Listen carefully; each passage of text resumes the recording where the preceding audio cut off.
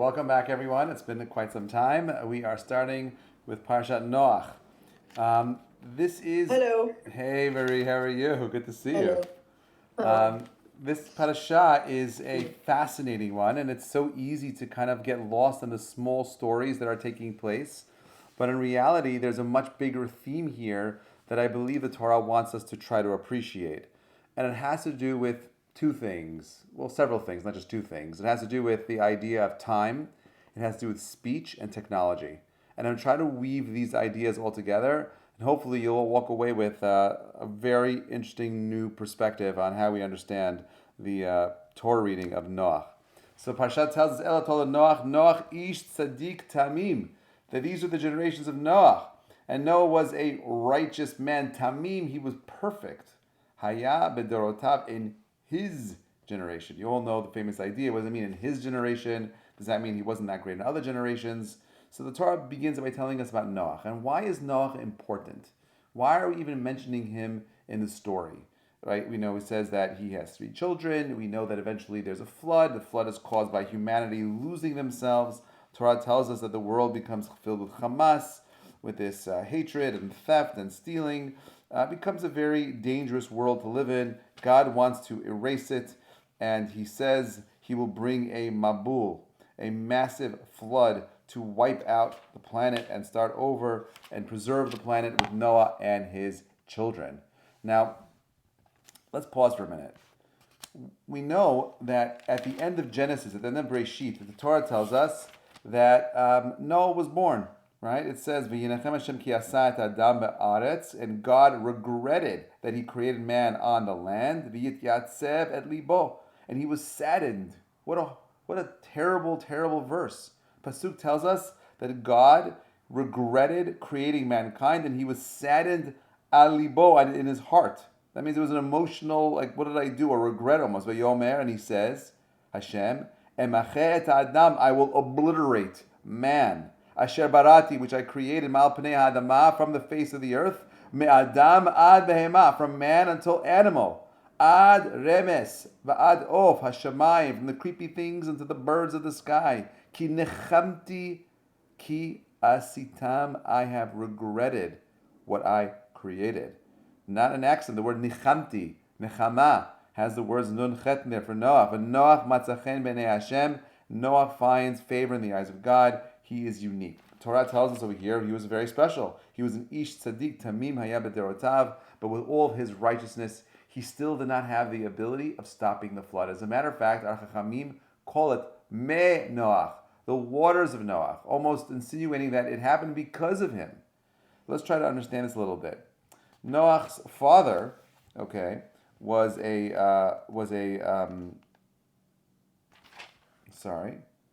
Noach's father, right? Well, I can't remember his name right now. Lemech, thank you. Lemech was Noach's father. He was also a great man. Lived very, he had a very long life. He lived for 595 years. Okay, and his whole life was much longer than that. He lived for 777 years. It was a long, long life. And he gives birth to Noach, and he calls him Noach because Midrash tells us that he saw right away that Noach was an inventor. He was super smart, very bright, and he is accredited by the Mefarshim as inventing. Anyone know what he created? Noach created the plow. Why? Because we know that after Adam sins, what gets cursed? The earth. The earth is cursed. Now man has to work the earth by the sweat of his brow. So what ends up happening is that Noach sees a world that is corrupt. God regrets creating the world. He wants to fix it. So what am I going to do? I'm going to remove the thing that prevents mankind from serving God. I'll remove the idea of having to go to work. We'll create a plow. The hardest part of plowing is tilling the earth, is taking your spade and breaking through the earth, and then allowing the earth to be open enough to receive your seeds. Let's get rid of that. I'm going to save people thousands and thousands of hours. He brings Noach. He brings rest to the world. Okay, the world now can relax. It's much easier to go ahead and bring food to the planet. Let's see what happens. Now, this is true, by the way, in every age of technological advancement. Okay, Whenever there's a technological advancement, Jews, of course, we want to benefit from these advancements always because we believe that the technology is there for us. But we also believe that every technology that it comes our way needs to have some sort of limitations, boundaries that ensure that we don't get lost to them. I'll give you an example of this. In the generation of Noach, we know that the generation was bored. It became so easy to go ahead and make food and have all that you need to survive.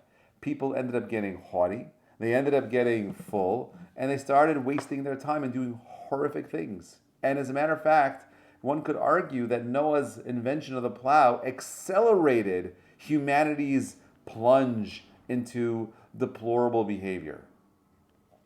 So, what does God say? Noah, you're going to go ahead and build a teva. What's your job? Your job is to go out there and teach the world how to be moral. He was an East Tzaddik. You're righteous. Teach the world righteousness. What ends up happening? Noah builds a teva, for 120 years, with the intent of the humanity asking him, what are you going to do? He tells them there's going to be a flood, okay? And society ignores him as the crazy hermit, the crazy inventor who has these weird dreams. He's going to die alone. No one cares about Noah until it starts raining, and people are like, oh my God, he's been saying this whole time. It's going to happen. The flood is near. The flood is near. What are we going to do? Okay. So God comes, wipes off the planet. Noah ends up saving himself and his family. Then the Torah tells us, and it goes through the whole thing with the animals, fascinating conversation. And interesting to note that the Torah mentions the dimensions which add up to 380 between how to build the teva itself. Then gematria of 380 is the same as lashon, to teach you that words need to be exact. The Torah is teaching you that words are play a very important role here, because if you look back at the beginning of Bereshit, when God puts in a ruach Elokim, a spirit of God, into man, Onkelos tells us it's ruach memlet. God puts in man the power of speech. What makes us godly is not just the fact that we're human beings, because on a molecular level, very difference between you and I and an animal. What makes us unique is our power to communicate. That's what makes us godly, but not just words, because animals have communication. What makes us unique is that we're able to elevate our speech. That I have the power of restraining my speech. That I have the power of clarifying something. I have the power of making sure that I say things in a way that are darchei noam. His ways are pleasant. That everything that I do leads to peace and is pleasant. That's ultimately what the Torah wants. Not just saying whatever comes to your mind. Oh, that person, she's a this and he's a that. That's destructive. We create a constructive reality when we're able to create restrictions on the words that we use. The more we are clear about how our words have an impact on society and humanity, the more meaningful society becomes. Because when you start using bad rhetoric, when you start using negative speech, all you are witnessing is the end and the destruction of a society. Unfortunately, I feel like that's what we are witnessing right now in our politics around the world. So God creates Noah. Noah is there. I want to get to two more stories, which I think are equally important. So we go through this whole world history. The world is created, and Noah is there to preserve humanity. And the flood comes, washes it all away, and he starts over again. And then the Torah tells us something about a story in Iraq. It says over here, it says, "Vayat kol haaretz safa achat." The whole planet spoke one language. Udvarim achadim. And of purpose, they were common. All of humanity had a very clear vision at this point. Noah's over. Now we're talking about the dor haflaga, this door of dispersion.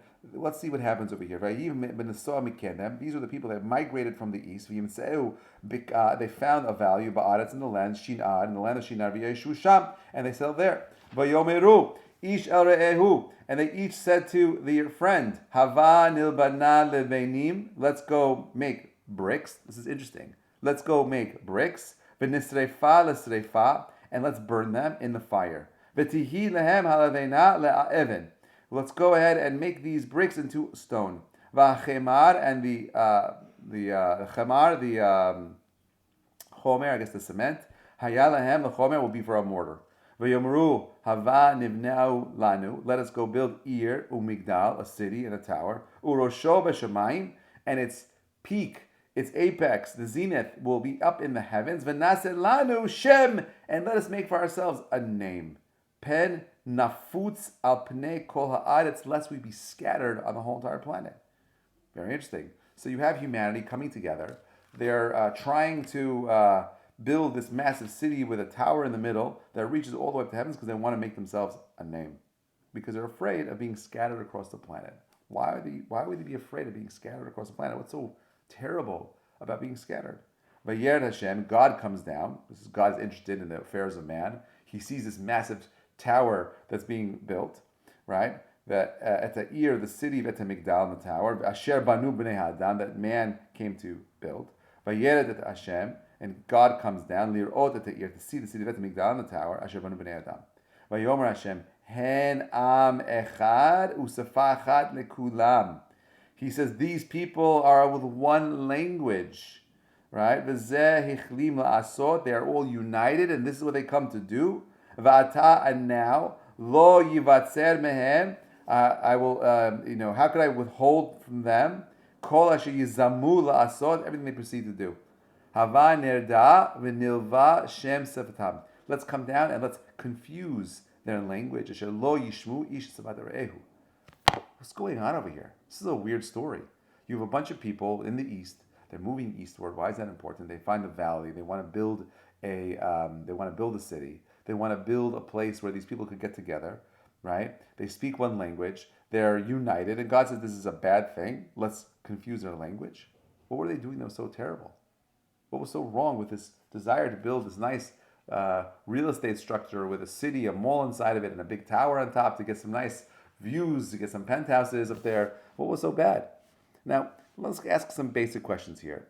If you want to build a city with a tower reaching the heavens, would you build it in a valley or would you build it on top of a mountain?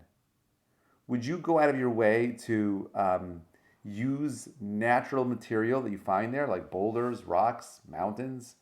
Or would you go out of your way to make this massive furnace that's constantly pumping out bricks? Wouldn't you use the natural resources of the land? Why are you going out of your way to build your own stuff? It's just a weird thing. They want to come to let's make mortar into brick into stone. Why don't they just do their own thing? Right? Just be smart. Use the resources around you. You got to create everything on your own. The question is, why? Why were these people so bent on making a name for themselves? How does it's knowledge that they spoke one language play an important key role to understanding this text? And how is it related to what happened before? You see, you saw another technological advancement over here. Technology often displaces our ability from recognizing that there is a Borei Olam. I'll explain to you. See, they said, let us build a city that is completely unnatural. Maybe it's easier to explain it like this. The Rambam, Maimonides, tells us that if you want to find God, all you got to do is look out the window. I remember reading this. It was a Friday night at my house, and I was living in Brooklyn at the time. I opened my window. I'm like, okay, I got to find God. I'll look outside. I'll look to the right, look to the left. I'm like, I don't see any God. And I don't know what he was talking about. So then what do? I had some friends over. I walked them home, and I'm walking back home, and I realized exactly why I couldn't find God. I couldn't find God because everything around me was built by man. Every building, every house. There's actually no trees on the block I was living on. There was nothing natural. And I believe that's exactly what was happening over here in this pasuk over here, right? Let's build ourselves bricks. Tihi lehem levehaval nilvana levenim v'neseifa l'seifa v'tilan lehem halevena le'even. We'll make our own stones. So I don't want to take anything from God. I want everything that I have to be unnatural. Nothing natural. Everything was built by me. Because it's not about power from God, it's about power from man. I'll make myself a name. The Mekubalim tell us that they were using the names of God, the Shemot. They were using the power of speech that God used when he sang creation into existence. When he said the word Bereshit bara Elokim v'shamayim v'haaretz, he used the words. It says Ba'asara mamarot nivra olam, that God created the world with speech. And therefore speech plays a very profound influence on reality. By the way, what is speech? Think about it for a minute. What is speech? Speech is vibrations. That's all it is. It's vibrating sound. And then we take the sounds that we make and we give letters and words and sentences and paragraphs and so on and so forth. We communicate like that. If you take a microscope right now and you look around you, you know what's happening? Everything around you is vibrating. The table in front of you is vibrating. You don't even see it. It's moving so fast. Okay? Everything around you is moving. Everything around you is a vibration. And our sages teach us that the words that we use impact reality. You've heard the famous words abracadabra, right? But you don't know that the words abracadabra comes from the words abare ka'adaver, that I will create as I speak. That speech impacts reality. That our speech maybe creates reality even. This is an important, powerful idea. So these people have just witnessed the flood. They realize that there's going to be an opportunity for God to come down and take retribution on humanity's ill desire to refine themselves through speech. And instead they take their power of speech and say, we want nothing to do with you, God. I reject you. It's my world. I'm building my own reality. This is exactly why we spend 7 days in the Sukkah right before the winter. Chachamim tell us that we go into the Sukkah. It's a halfway house to remind us that when we go into our homes and in the darkness and the cold winter nights when it's raining, we may start believing that our power, that my power comes from within me and not from Borei Olam, not from God. So the whole parasha is about a group of people that say we're rejecting God. We're going to fight God. Rosh Hashanah, we'll show God. We'll fight him in heaven, Nimrod says. I don't want God in the picture. This is dangerous because while we see this happening with countries that get together and have these wild ideas that end up destroying society, the same thing was happening here. The Chachamim tell us, the Midrash tells us that when a brick would fall, they would cry. But if a person fell off the scaffolding building the Tower of Babel, they're like, whatever.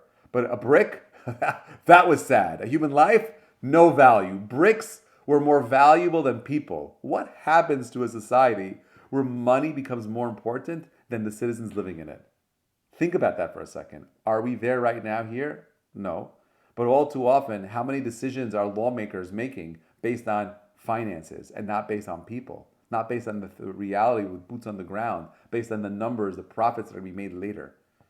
Right? This is a problem. This is the Torah telling us, watch how technology ends up destroying society. It starts perverting and twisting reality. If you live in places like Denver, Colorado, where you wake up in the morning and you see these beautiful mountains dipping up into the heavens and the clouds, kind of like, I'm not sure if you've ever been to South Africa, but you see Table Mountain, right? They say the clouds of Table Mountain is a tablecloth. It's beautiful. Nice flat mountain. The clouds on top of it, it's stunning. You look at these things, they inspire you. You're filled with awe. You're blown away by these things. But what ends up happening is that when I create a reality where it's only about my world and I don't allow myself to allow God in, I start perverting my ability to see justice, to feel gratitude. I start creating this ridiculous gravitational field that prevents me from seeing people as people, but instead it's all about my numbers and my bottom line. This is a problem. God says, I can't have this happen. We're going to have to create diversity for this to stop. Okay? Story continues. I want to get to this last part and then we'll call it a day. Okay? At the end of the parasha, it tells us like this. Ela told Terach. So we start with Ela told Noach and we end up with Terach. Terach ends up having 3 children, Avram, Nahor, and Haran. 3 beautiful boys. Okay? He's a descendant of Noach and Shem. It says that Ela told Terach holid et Abraham, et Nahor bet Haran, Haran holid et Lot. Lot, we know later on, was captured by Nimrod, the same guy who ends up, we'll see. V'yamat Haran, Torah doesn't tell us how or why, but Haran dies. Al Pnei Terach, in front of his father Terach, Be'eretz Molavto Ur Kasdim, in the country that he was born in a place called Ur Kasdim. V'ikach Avram, Nahor, the 2 remaining brothers, Avram and Nahor, they get married, right? Hashem Eshet Abraham is Sarai, Hashem Eshet Nahor is Milcah, Bat Haran, Avi Milcah, Vavi Yiska. Okay, the 2 people are named Milcah and Sarai, or Yiska was also Sarai's name, and that's all the Torah tells us about this unique family, which is important because next week's parasha, Lech Lecha, the massive journey that ends up changing all of humanity, the birth of monotheism through Abraham. Who was Haran, and why is the Torah telling us about it? Remember, there's not one word in Torah that's accidental.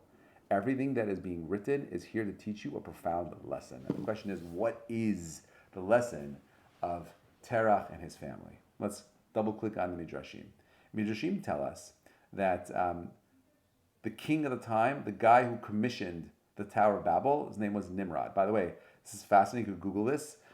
There was a tablet that was found a few months ago that had a description of the Tower of Babel and a picture of the king. And on the tablet, it says his name was Nimrod. It actually dates back to the same exact time period of our story based on our own timeline.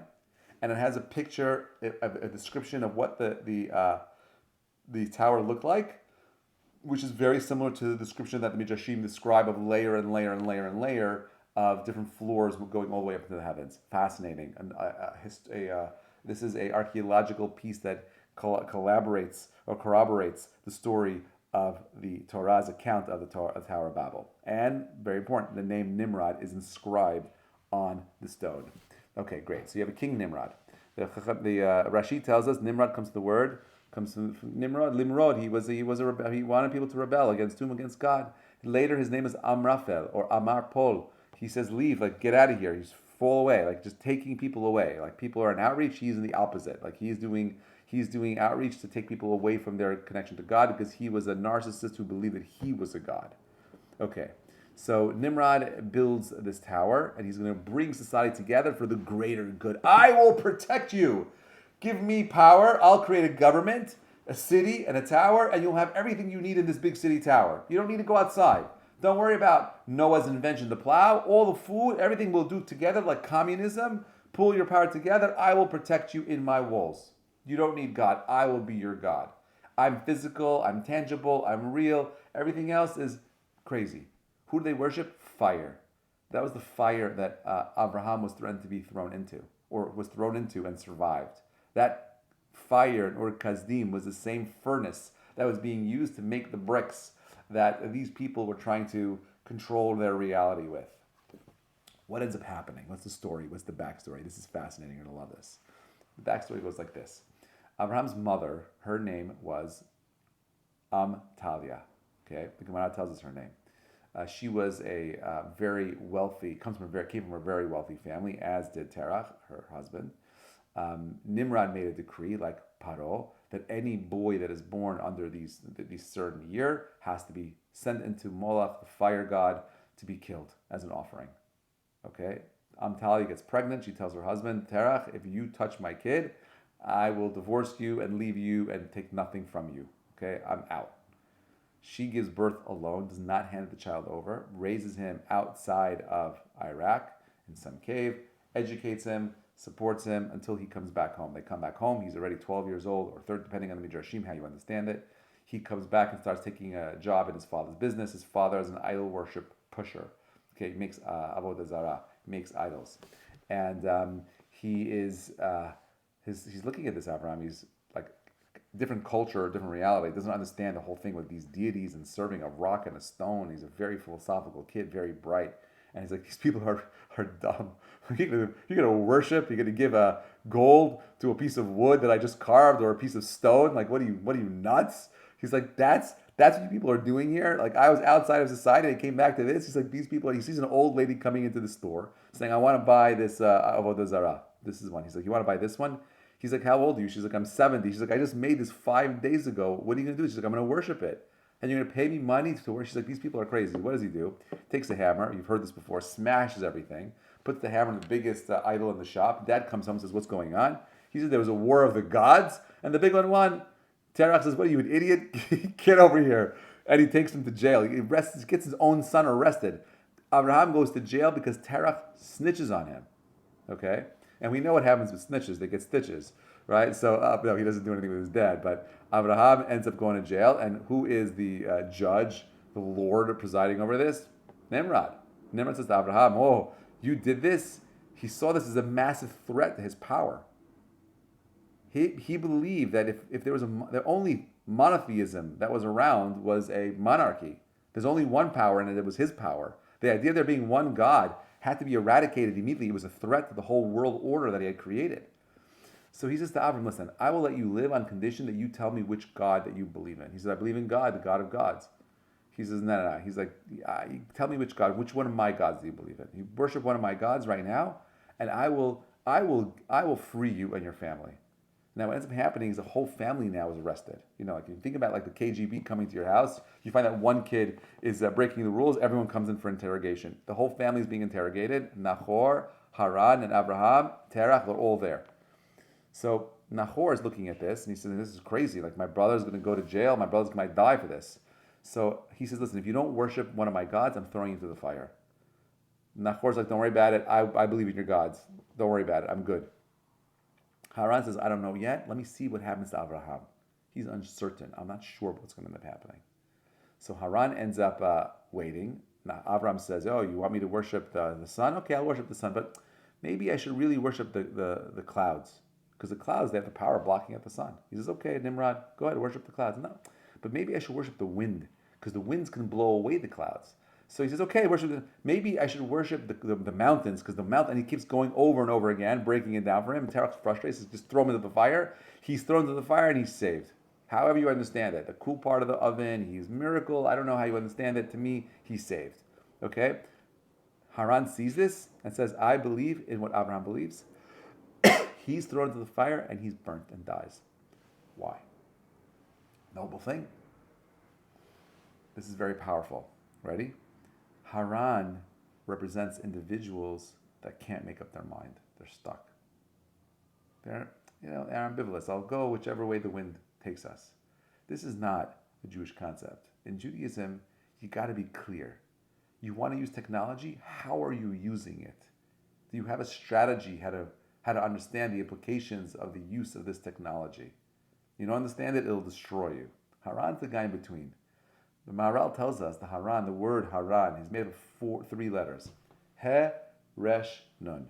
5, 200, and Nun is 50. He says all those numbers represent midway points in their section of tens and hundreds. So we know that 5 is a midway point between 10, 50 between 0 and 100, and the largest number or letter in the Hebrew alphabet is 400, right? Right? So Taf, right, is 400. So 200 is Resh, midway point between 1 and 400. Haran represents someone who's stuck in the middle, can't make up his mind. He's stuck, right? He doesn't know which way to go. He dies for that. We want balance, but balance has to come with a clear understanding of what you're aiming for. Where are you going in life? We're reading the perasha about societies that rose and fell. Ancient history, they're gone. And they always have one theme in common. When society has a breakdown in moral standings, thievery, debauchery, a world where people don't know how to communicate in a way that is meaningful, that is the end of society. What is the glue? So you have someone like Noach in the beginning of the parasha, Ish Tzaddik, and you have Abraham at the end who's an Ish Chesed. What's the difference between Tzaddik and Chesed, or Tzedakah and Chesed? Noach is someone who does exactly what he's supposed to do. Abraham goes above and beyond. He has a clear vision. He's proactive. Noach is passive. He's waiting around. You want to understand why society is falling apart today? I'm going to argue it's falling apart today. It's falling apart today because we don't know how to fight for what is right anymore. We're standing in the middle. I don't know. I'm ambivalent. We're Haran. Even interestingly, the Zohar tells us that Haran is a Gilgul later of whom? Of Aharon. Same letters. Aleph, He, Resh, Nun. The difference is at the Aleph in the beginning, that first letter represents God. The founding forefathers of this country understood that if you want America to succeed, if you want to have real freedom, it's not freedom from, right? It's freedom to do what? They understood that freedom requires responsibility, but it's got to be anchored in a belief in a moral and just society. You can't have a moral and just society without a God. There are no rules. If it's just based on my wants and desires and beliefs, where am I going to end up? Nowhere. I'll end up in a society that rips itself apart. Noach, read the parasha this week. Read it with this idea. Zoom out for a second. Think of the big picture of what's going on over here. We're reading a story of how society started and finished, began, crumbled, almost wiped the whole entire planet out because of technological advancements. Are we reliving it today? I think on some levels, yes. Regardless, forget about what was. Ask yourself this, right? If you were there with Abraham, how willing were you to stand up for your beliefs? Can you even articulate what you believe in? Can you share it in a way that sounds meaningful? Like, we're adults. That's the greatest tragedy of, I think, of Jewish education, is that most people read Torah as like a fifth grader. You're like a 50-year-old guy reading like a fifth grader, right? You got to become an adult and ask adult questions. This is not just stam a book. This is a lens into what the future could look like for ourselves. Parshat Noach is all about one thing.